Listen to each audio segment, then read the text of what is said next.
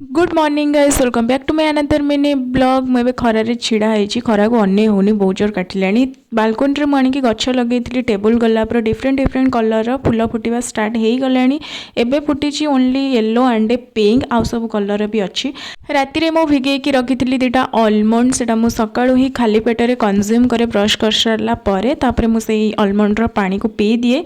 तापर मुझे गाधेबी, गाधे आसला मत आज टेम्पल भी जबार अच्छी कहीं आमर आज पाड़ी अच्छी ग्राम देवती को गाधोई देवा पाड़ी। एठी मु फ्रेश होके आसला पर दुटा खजूर नेली। तो मोर डेली मॉर्निंग रूटीन सेम ही थाए, बस आपण सहित मुझे शेयर करनेली। एठी मु रेडी टेम्पल जीवाई, बट ता पूर्व मते ब्रेकफास्ट करके जबार अच्छी कहीं सेपटू आसला बेलू लेट हो बहुत। तो ब्रेकफास्ट थी मोर लंका चप आउ ता सहित दुटा परोटा। लंका चप मोर फेवरेट आ बहुत गरम थिला, तो मुझे आस्ते सुस्ते खाऊली आ बहुत टेस्टी होता। शीत दिने ये सब जिनस खायापी ही मजा लगे। मानुची सकाळ हेल्दी ब्रेकफास्ट नुहे, बट केबे केबे चीट करदे चलो। मो ब्रेकफास्ट कंप्लीट करने भितर बहुत सब रेडी करके रखी सारा, जहाँ सब पूजा सामग्री दरकार माने ग्राम देवती को गाधे देवाई जहाँ सब दरकार।